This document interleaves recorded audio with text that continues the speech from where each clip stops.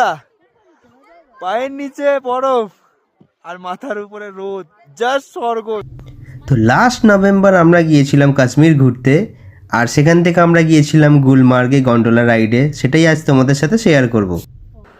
সোনমার্গ থেকে বেরিয়ে আমরা আমাদের বাসে করে এখন চলেছি গুলমার্গের দিকে গন্ডোলা রাইডের জন্য। গাড়ি থেকে নেমে আমরা এখন এন্ট্রি গেট থেকে চলেছি গন্ডোলা রাইডের দিকে। মোটামুটি 2 কিলোমিটারের রাস্তা। নিচে দেখতে পাচ্ছ অনেকেই ঘোড়ায় করেও যাচ্ছে। এখানে অনেকে তোমাদের গাড়ি নেওয়ার জন্য বলবে, কিন্তু তোমরা পায়ে হেঁটেই কভার করে নিতে পারবে রাস্তাটা। গন্ডোলায় ওঠার জন্য আমরা এখন লাইন দিয়ে রয়েছি। পিছনে দেখতে পাচ্ছ কত ভিড়।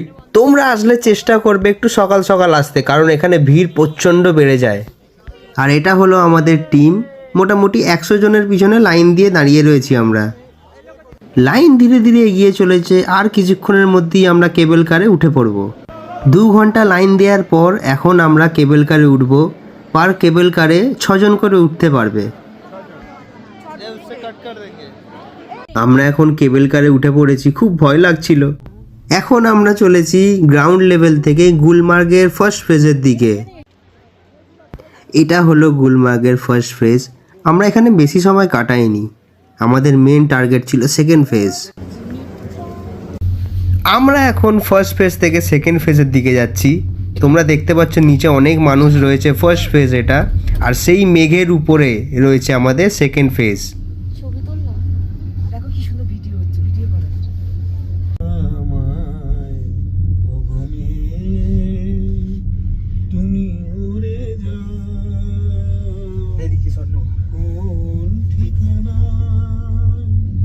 অলমোস্ট আমরা এসে গেছি সেকেন্ড ফেজে। এবার কিছুক্ষণ পরেই আমরা নেমে পড়ব। তো এই যে আমরা চলে এসেছি এখন গন্ডোলার সেকেন্ড ফেজে। বুঝতে পারছো ফার্স্ট ফেজের সাথে সেকেন্ড ফেজের কতটা ডিফারেন্স।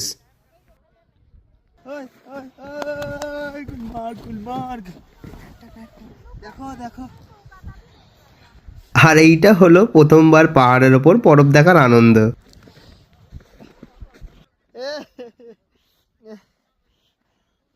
আর এখানে ইনি প্রথমবার বরফের মধ্যে দিয়ে স্ট্রাগল করে হাঁটার চেষ্টা।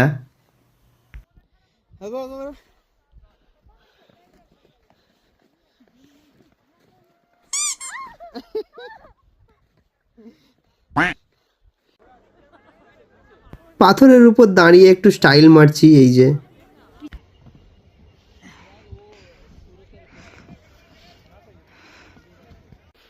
সি লেভেল থেকে 14,000 ফুট উপরে পাহাড়ের এই দৃশ্যটা দেখো, অসাধারণ লাগছে।